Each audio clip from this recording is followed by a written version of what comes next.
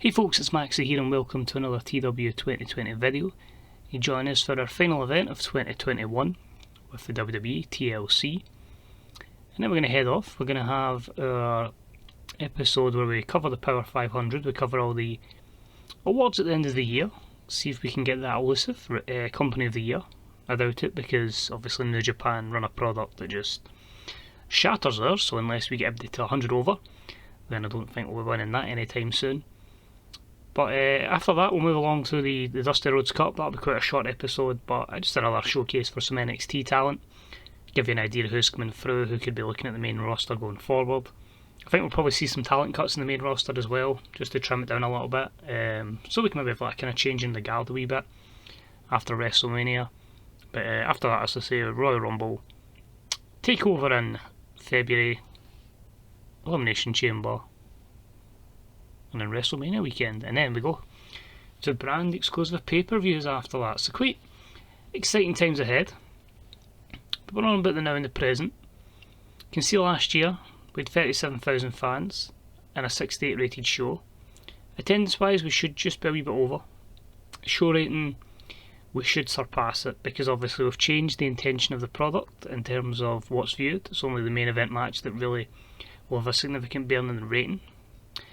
Last year we struggled a bit because we had the gimmick matches, the ladder matches didn't deliver, the TLC and the ladder matches, because of the product. There is an adjustment in the product, but the main event match is just a normal match, so that shouldn't affect it too much, unlike that Rollins, McIntyre, Andrade, Aleister Black match that you saw just get a 60 rating. So hopefully we should do okay, and of course we don't have crowd burnout anymore, so I'm hoping we should be fine for a very good rating. There's a good bit of storytelling here. We're starting to put things in place for WrestleMania, or the road to WrestleMania I should say, but there should be some WrestleMania implications even as far back as here.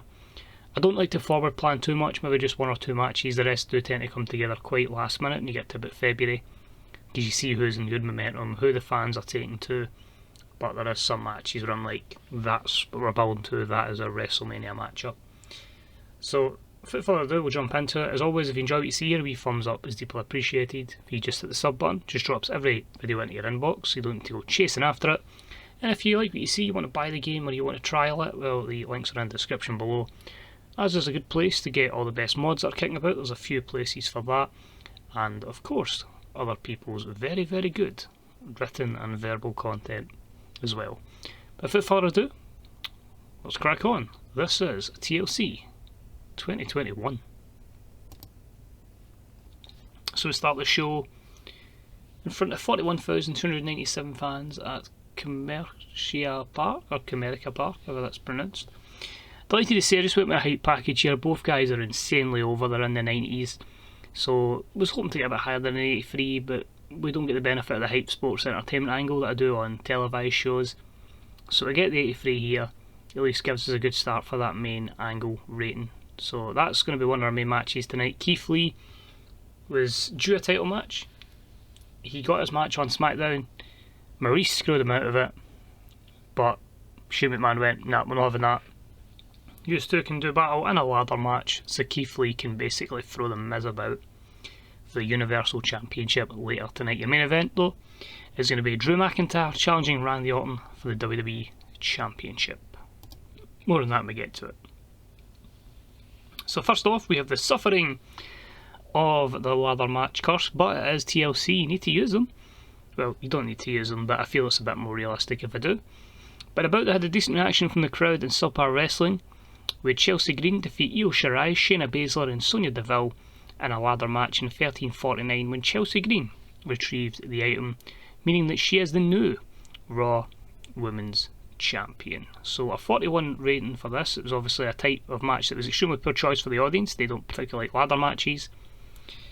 Hopefully that changes when we move to classic balanced, but I need to use the FEMA TLC, so I was quite happy to do that. My logic here was, basically I'm wanting to really push the Robert Stone brand going forward, so obviously Chelsea and the new member of the Robert Stone brand, Sonya, they can work in tandem. Io Shirai, I feel like, is destined to go higher.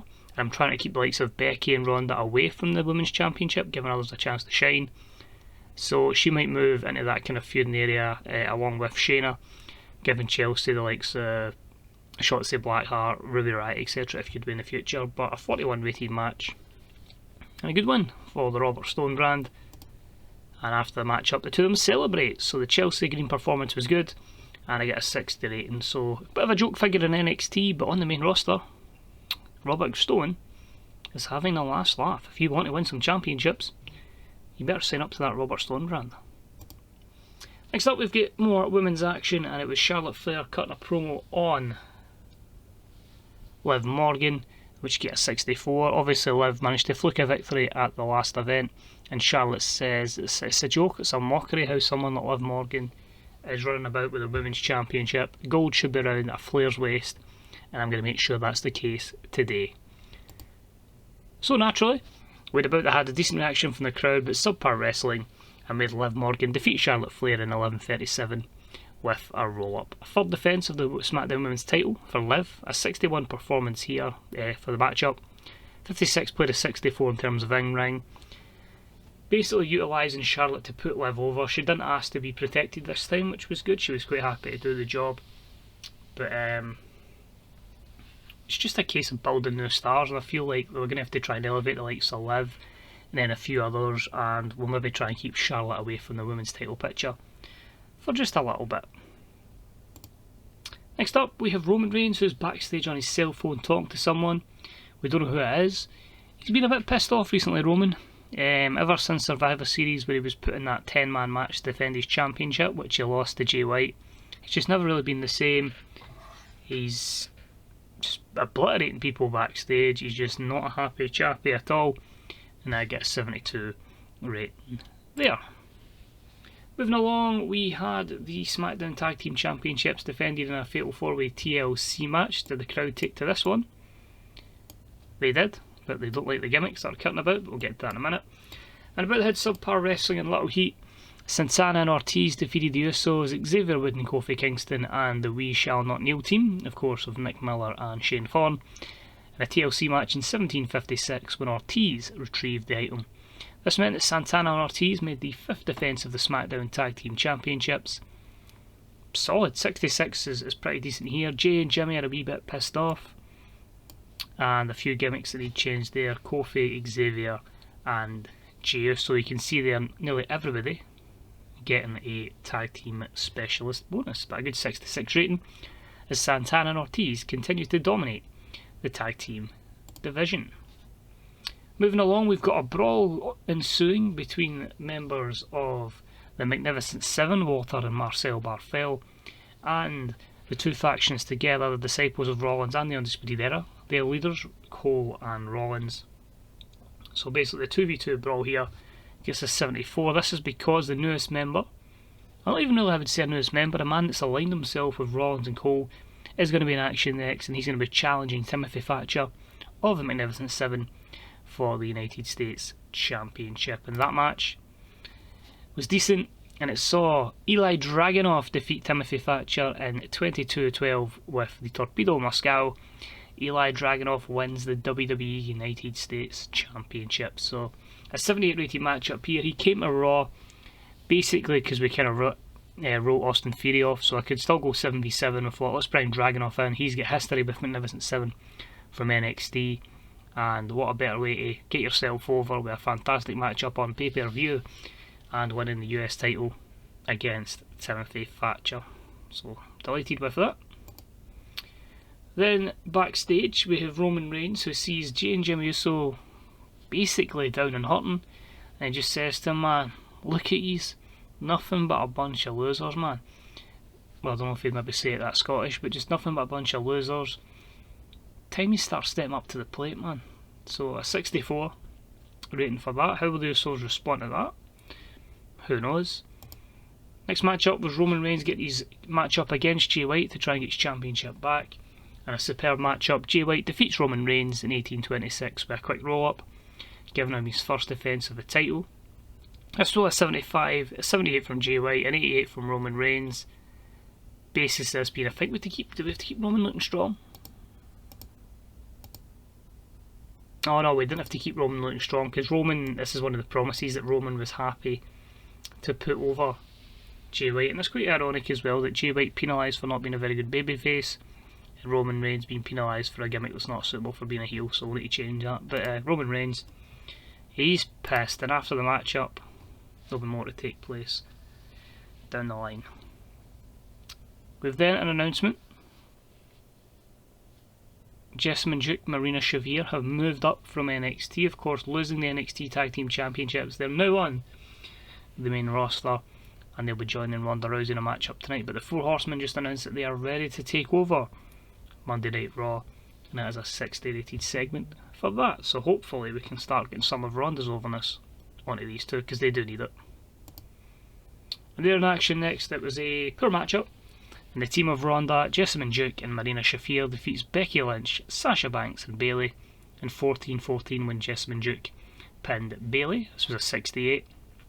We will have to get them over. First and foremost, we have to get them over. They're sitting at like 30 odd overness. Age isn't exactly on their side, but if I want to have big matches down the line, they need to get to the level of Sasha and Bayley. Obviously Becky and Ronda are way above the rest in overness, so it's going to be a challenge getting all 8 of them over. But hopefully we can get there, because obviously you're counting Shayna Baszler, and let's be honest, it's pretty obvious where we're going to go down the line for potentially WrestleMania. It might be further down the line than that, but overall, a few negatives here. Sasha penalised for not being a very good babyface. Bayley's gimmick, I'll need to look at that as well. But yeah, just a case of getting the two over. But a 68 rating, not too bad considering placement.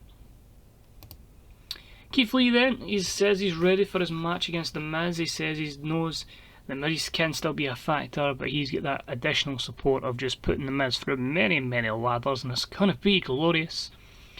So 83 promo for Keith Lee over The Miz, and of course he did beat The Miz last time for the championship, the first title match they had.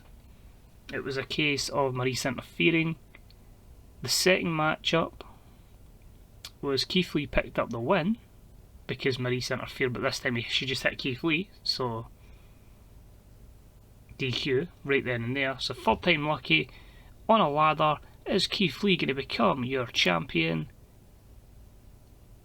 The ladder match has absolutely killed it, but it might have paid off what we wanted it to pay off, so we'll explain. An exceptional matchup.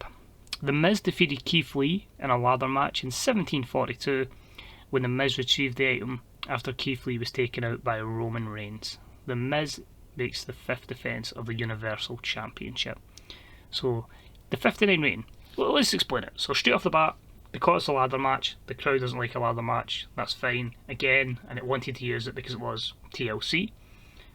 So you use a lot of points for that. The lack of psychology, it's why I'm going 16-17 minutes, but I just wanted to kind of conclude this feud between them. But the fact that Keith Lee's getting in-ring performances of 91, Miz is getting them of 88, if there's a click with psychology, if this is under a normal rules matchup, you've got to imagine this could be close to a 90. But it's why I didn't put it as the main event, and it's continuing the progress of will Keith Lee ever get the big one. But yeah, after the match, it's just one thing. This is where we finally get an attack from Roman Reigns. He spoke to the Usos. They've decided to take action. Jacob Fatu's in, and they're all attacking Keith Lee. You could say this is some sort of Samoan dynasty, but they've just had enough basically with the BS they've been treated with. Jacob and Fatu and Miss Paige, of course she's there as well, so it's going to be technically a group of 5, although he might pan her off in the future. Keith Lee looked like a star. Jimmy and Jay Uso looked dreadful, and this segment was a 77. 8 segments, and it is a heel turn for both of the Usos. Both a complete success, but yeah, you're wondering why they not take Jay White. Roman's overness is why they didn't take Jay White. Their man is over. He ain't challenging for no Intercontinental title going forward. Main event time, Drew challenges Randy Orton for the belt, and he just says, he's got to admit, Randy Orton's been stellar. Randy Orton has been on top of his game, and he done well to win the 6-man match, but this time it's up to him. Somebody else can't take the fall. The only man who can take the fall is Drew McIntyre, and that's not going to happen. Their match was not fantastic, so this could be a pop loss. So it was an exceptional matchup. Randy Orton defeats Drew McIntyre in 29-25 with the RKO, and it's the first defence of the WWE title for Randy Orton. So he's just won the belt, no point taking it off him so far. A bit disappointed with the 80 rating. I'll need to look into how we can improve that, because both guys with 87 and 89 performances respectively, both Cole and Barrett were weak on commentary. Maybe it's a case of I need to stop just using regular matches and actually try and utilise and take a bit more risks with like epics and the like, but I gave them plenty of time. And if we just have a wee look down here, negatives, basically the commentary. I don't think that'd have that much of a hit to it. I'm hoping, because we don't really have any better commentators. So overall, the show was exactly at 80, and it didn't result in any popularity changes, so that's not too bad. It's not the end of the world. But I just want to go quickly back to the main screen, because there's obviously the impact of that event, and we'll see if anyone gained some overness or a loss. But just, I know when we started in this save there was a lot of trickiness with the pop cap, and then as soon as that's went, like, the guys are getting over. Like, I don't even know if that's the case of the pops being like a bit looser, or just the fact because we're like so far in, and obviously they're continually winning. It's not like it's 50-50 booking. Like, everyone that's in the main event scene is getting booked very, very strong. So we'll take a wee look at that. But feedback was positive. Vast majority enjoyed the show. Our Oz Academy had 17,000 fans, so not bad for our development company. 1 million people watching the show, and that's alongside us. So it's a very strong women's division, hopefully, in the future. So you can see what else we've got there that affects us. Nothing much. We have a new contract for Dakota Kai for another 3 years on the main roster. Obviously looking to tie up extensions for Alexa Bliss and Jessamine Duke. Dijakovic, may actually let him go, which is quite mad, but I don't really have anything for him in NXT either, although he has improved a wee bit in certain aspects. He's 34, but if we just look at his match history, like, that's all I've used him over a year. 26 matches, 12 wins, 14 losses. He started off with lots of wins, then I just started jobbing him, and then he went to NXT, and he's been winning again in NXT after a few losses to projects like Vink and Babatunde. But I don't know, man, I just need to find something for him and get him a bit more over, because his popularity's pretty much been consistently the same, give or take 2 or 3 points, so that could be the big factor regarding that. Drug testing with 7,000, viewing figures was 7 million watched it, with 4.29 buy rate, I say buy rate there, 2.1 million buys, so overall pretty good. Financially, 63 million, that's good. I spent big money. Media went 74 million. I just thought, let's just put as much of the money as we can into media, because that's basically going to be showcased when we go to this and we go to our top 100, and you can see that our viewerships are starting to peak here. November, December, everything's getting bigger. TV ratings, December, November, because these are shows where in some countries I don't have a TV deal, so it's just the network. So you can tell that's really boosted by SmackDown's numbers at this present time. Still a bit disappointed though that our highest matchup is still Lesnar and Seth Rollins against Drew and Cesaro from pretty much a year ago. We've not really got close to that.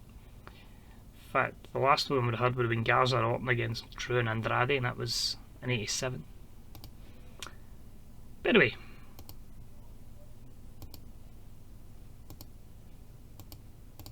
let's take a wee look at some of the overness. So obviously Bray Wyatt wasn't on the show, but you can see he's broke that cap. He's in the high 80s. Aleister Black is just short of the 70s. Andrade, you can see that 86 to the 90s. Angel Garza, solid on the 89s. It's not so much globally. There's some places a bit lesser, but we just run in USA anyway, so that's the main thing. Becky, still in the 80s, that's fine. I've still got Brock lingering there, so I could technically give him like that mini push and just get him back up to like the 90s. Chelsea Green is champions just under the 60s, so I'm hoping we can try and push her into the 60 overness going forward, get the crowd to go a bit more from well known. Drew after his defeat is still pretty high. Basically, if they're in the light blue, I'm reasonably happy with that. Dragunov with his victory is still 65-66. Was that even a wee bit of gain? 3 points of overness gained from that victory. And he's considered a star by the fans, so that's always a good sign when he's just at that kind of overness. Jessamine Duke's still 38, so she's still unimportant. It's going to take a bit of time to get her over. But it's steady progress, and I think main roster exposure will certainly speed it up a wee bit. Keith Lee, 89-90s, the man is insanely over. We should just bask in his glory. Shafia's at 30 over as well. Liv is now 59, closing in the 60s, so that project's working pretty good there. Randy Orton, anywhere between 90 to 94 in the mid-Atlantic. Considering how poor I booked him at points, I don't know why we're not as good in Canada, but we're all over the world. He's a star. Considering in May I had him down at 59 over, the fact that I've managed to get him back up to the 90s, it's probably just in terms with how good his run's been in real life that I thought he's put and pushed again. He is still elite, and it means when we want to job him out again when he's like 43, 44, he can put people over and they can benefit. Roman, just short of the 80s, obviously losing to Jay White. That took a wee couple of points off him, but if we can get him back up to that 89, 90 level, which we should, so he's going to be a contender in that main event scene. Speaking of Jay White, actually, I probably shouldn't have missed him. There you go, 82 is 83, so he is just on the brink. He's not quite where I want him, but again, the gains ever since he signed with us have been brilliant. Obviously, he's going to be over in Japan regardless, but good gains with the WWE. Ronda Rousey in the 82-83 brackets, she's not really changed much. Anyone else? Seth is still in the 70 odds. The Miz, 91s, 92s. The man's even over in Canada. Man is over across the board, except in India. So he's probably the biggest star in the industry, which is absolutely crazy to think that. And then of course, Undertaker. Don't know what I'm going to do with him. Like, he's obviously retired, so I might just either let him go or maybe bring him in as a personality, or imagine that GM Undertaker. But anyway, we've battled on for a bit. That is now 20 odd minutes in the video, so when we look here is Vanessa Bourne, and that is not working at the moment. So the quick story in Vanessa Bourne was basically, could we get her over with just using her in angles without actually having her have a match? So she's always like just appearing in like a small segment rated on sex appeal, hoping that would maybe get like a good rating to push her up, but not so far. As I say, that's it. We will be back with an episode. The next one will be in a couple of days, of course, but it will be the end of the month, and that will be documenting the good old Power 500, and we'll have a look to see how we've done, if we can get any of these annual awards. Obviously, the Japan dominated it, and this has obviously been my first year where it's just been strictly the full booking from myself. So thanks for watching, take it easy. Road to WrestleMania is on its way. See you soon. Bye bye.